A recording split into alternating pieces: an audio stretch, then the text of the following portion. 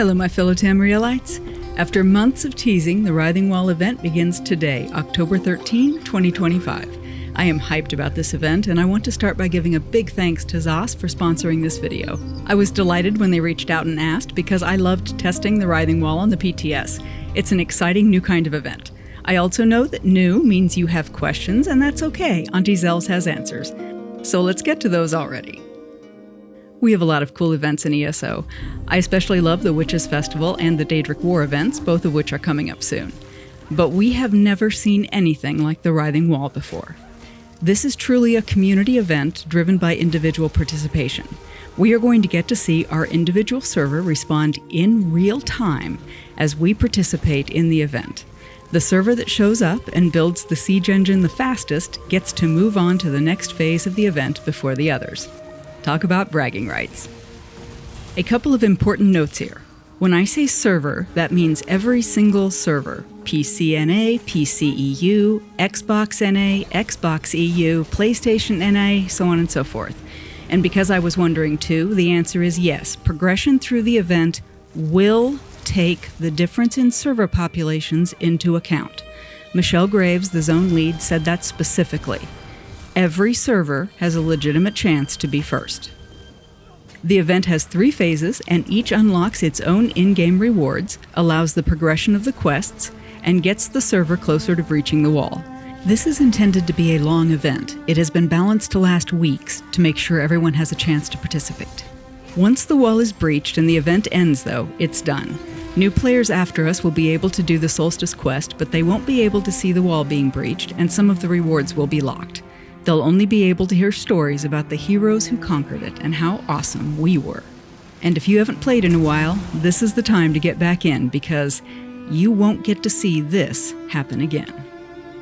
So the greater the participation of the server, the faster the event progresses and the wall fails to hold us back. But how do you participate? The part I want to stress first is that you do not have to own the content pass to be part of the event. The event quest from Scordo and the dailies that contribute to progress on the wall can be picked up in 2 locations, both on Solstice and on the island of Stirk. The Way Shrine to Stirk will be available to everyone once the event begins. If you like starting with the quest giver, you can visit the Sunport Rampart camp in Solstice, or take a boat to Stirk from the docks at Vulkilgard, Daggerfall, or Davin's Watch. If you're impatient, you can also pick up the quest from the Writhing Wall tab in the Group Activity Finder, then port to the quest giver from your journal. I'll get to Solstice in a moment. Let's start with the island of Stirk. The Stirk Way Shrine will be on everyone's maps once the wall event begins, and for those of you who cannot access Solstice, the Writhing Wall starter quest will take you to Stirk, where you'll meet up with Scordo. Throughout the event, he will give you updates on the status of the siege engines and attack plans, and he will tell you when each phase ends and begins. Scordo will also introduce you to the daily quest givers. The Writhing Wall event will not drop Impresario event tickets, no need to track those. We will have a ton of opportunity for dailies and reward coffers, though. 4 daily quest givers will be offering dailies during the Writhing Wall event. All 4 can be found on Solstice. Additionally, 3 of those 4 quest givers are also on Stirk, offering the same quests. The 3 dailies available on Stirk can be completed in base game zones. That means you can join in and participate in the event and earn the rewards that drop in reward coffers from those quest givers, even if you don't have the content pass. I'll get into the event's 3 phases in a moment, but let's talk first about the dailies, since dailies are how we progress the event from phase to phase. Dailies also give us reward coffers, which I'll cover in more depth soon. First, we have Quartermaster Nawalne here, who asks us to hunt supplies that camp specialists need to craft various things used in the fight against the Worm Cult. Nawalne has 4 possible quests in Phase 1. In this particular quest, she wants gleaming resin from lurchers. This was the journal quest I showed previously, and the map of Tamriel with all the places that you can go to gather the gleaming resin. If you have leads to hunt or alts who need sky shards, you can probably find a quest location where you can knock off 2 birds with 1 stone. I mean, except if you're on PCNA, in that case, don't be diverted, stick to the dailies. Our second daily quest giver is Orend Geluvon, who's collecting special crystals called Vitrified Souls for use in powering up our magical siege engine, the Meridian Lens. Orend has one quest, to find vitrified souls. Vitrified souls are carried by worm cultists all over Tamriel. You can follow the quest arrows, but also, in every base game zone, one public dungeon and one delve will be under an invasion of worm cultists who are scouring Tamriel for necromantic supplies. You can see which places by the blue flame surrounding the icon on your map. So again, you can gather those vitrified souls in a lot of different locations, and I encourage everyone not on PCNA to gather Skyshard's lore books and farm leads while hunting cultists. Go PCNA! As to why we're gathering these vitrified souls and what's being done with them, Orend explains that energy is released when we free the souls so they can escape to Aetherius. That energy we get from, again, freeing the souls, is how we're powering the Meridian Lens. And yes, I am going to totally believe that, because otherwise their souls trapped in crystals, and we've seen what that does to people. Most don't handle it well. This plan involves maybe a little more of me having to trust Meridia than I'm entirely comfortable with, but she's conveniently handing us a powerful weapon to use against her ex-husband, so why wouldn't we trust her? Our third Writhing Wall event daily calls for crafting arms and armor for the troops. He has 6 different crafting dailies, which are like our usual crafting writs, but simplified. Also super easy to do because the crafting stations are right here, so you don't even have to go anywhere. Not only that, but after turn-in, you don't even need to change characters right away, because each character can complete 6 quests from each quest giver each day, no matter how many quests they offer. That's a total of 24 if you have access to Solstice. So if you want to do more dailies than the 18 or 24 available for one character, then switch tunes, rinse and repeat. And you'll want to be farming them because the rewards dropping in the coffers are substantial. When turning in dailies, you earn Writhing Wall event progress, as well as a Writhing reward coffer, which is not at all hard to say. The first time each day you turn in a quest to each quest giver, per account, you will earn a glorious Writhing reward coffer. That's a gold coffer. When you turn in your second and subsequent quests with them, you will get a blue reward coffer. The fourth and last daily is from General Zasimba on Solstice. For those who have the content pass and who can access Solstice, allow me to introduce the General. She is only on Solstice because her quests call for the defense of the siege camps that line the Writhing Wall and form the first line of defense against Molag Bal. This is the Sunport Rampart Camp, home to the full set of 4 daily quest givers, Scordo the Knife, and our divine siege engine, the Meridian Lens. Welcome to the war, ESO fam. So let's talk about punching a hole in that wall, because the closer I look at those graphics, the more horrible it is to think about all the souls being tortured to keep it going. Remind me to tell you a story about a ghost fence sometime. The wall event will go through 3 phases. Phase 1 is supply and defense. We construct and power up the Meridian Lens.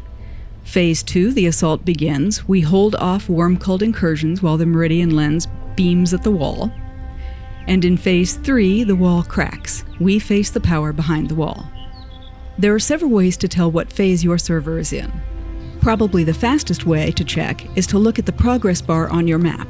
You can also always tell which siege camp is active on the map.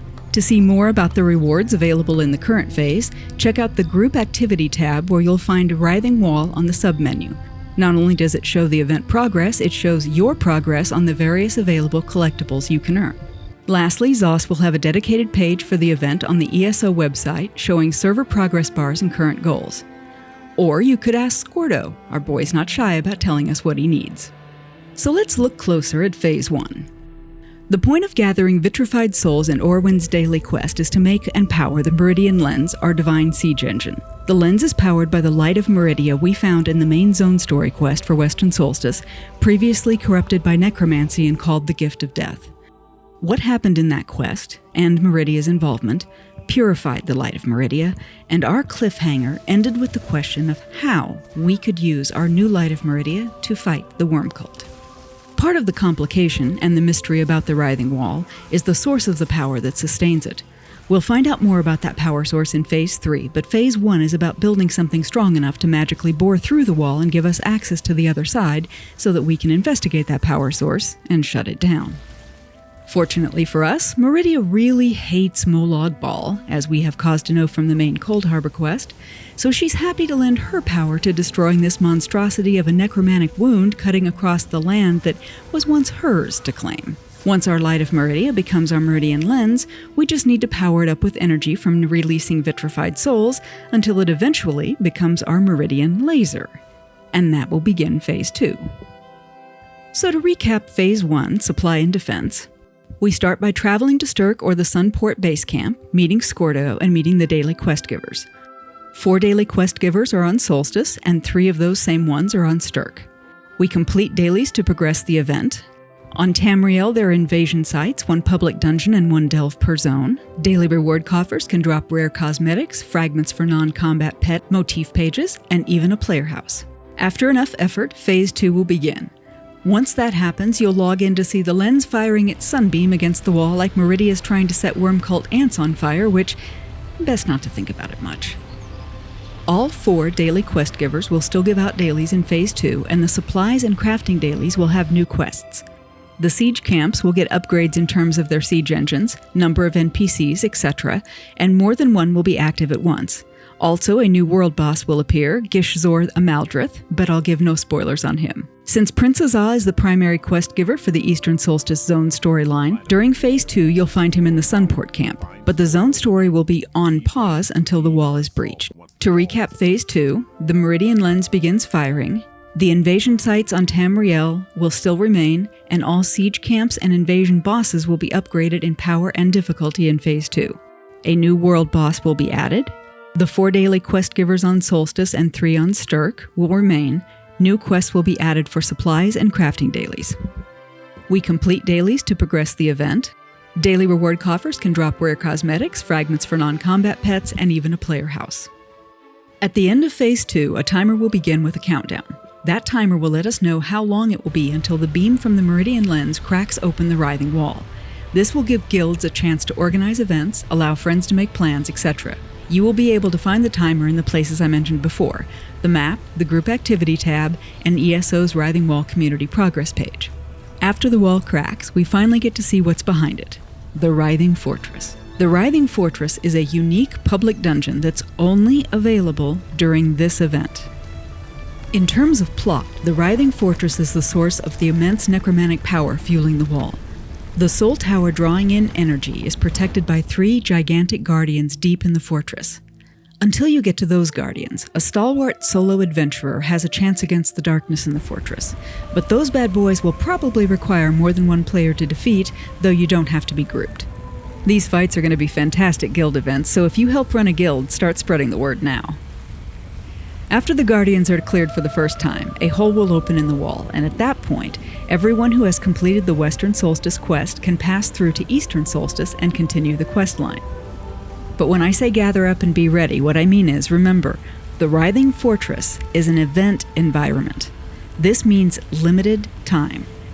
After the first clear, the server will then have 1 more week to enjoy the Writhing Fortress. After 1 week, the event will end, the fortress will close, and the breach in the wall will become permanent. The Writhing Fortress content, all of it, is only available while the event lasts, then this whole thing is Tamriel history. All of us here during Phase 3, helping to clear the final boss in the Writhing Fortress, will earn the title Wallbreaker. It will never be available again. After the Writhing Wall event has ended, the fortress closes, the new world boss will move to a new spot in Eastern Solstice, and the siege camps will become the incursion events for Solstice. As to what exactly happens to the wall, going forward, if you come to Solstice with a character who has not done the Solstice quest, you will see the wall with the breach caused by the event, that we did. That visual will be permanent for the whole server. However, similar to the giant statue in Gonfalon Bay, if you're on a character who has finished the Eastern Solstice Zone story quest, then you will see whatever it is we see at the end of the Eastern Solstice questline. I've said the reward coffers are dropping cool things, but honestly, we have so many rewards coming with the Writhing Wall and the related quest content in Update 48 that it would take me a half an hour to go through them all. And I mean that quite literally, because every quarter I do a video showcasing all player rewards in that quarter's patch, and the one I just posted for the Writhing Wall in Update 48 took 33 minutes.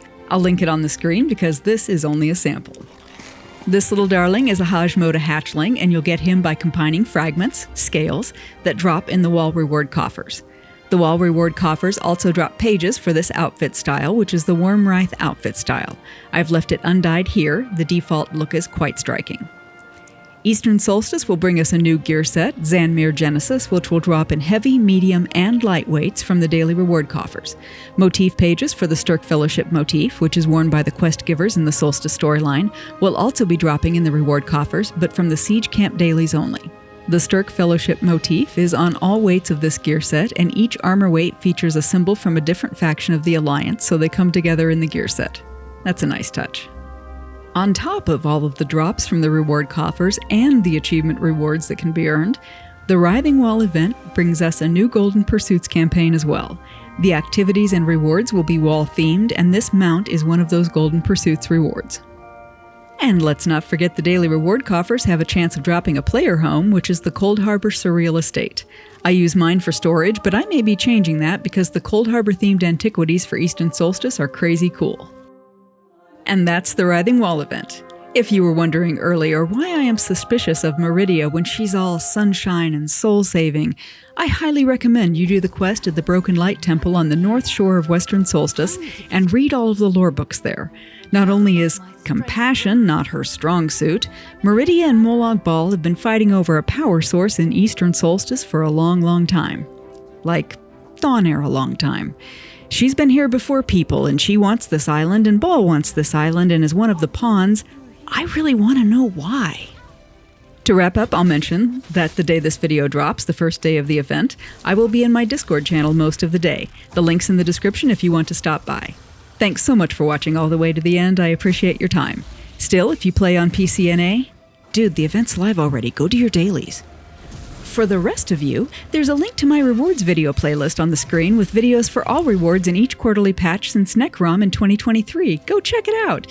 While you're there, maybe take a look at the lore videos about Athelia, because I don't think it's a coincidence that we got a story about our most prominent Magna Gi right on the heels of learning about the Prime Archon. In fact, I'm starting to think that Meridia might be important. But that is speculation for another day. Thanks again for watching. I look forward to having you back in my little corner of the internet soon. Until next time, may all your loots be leet.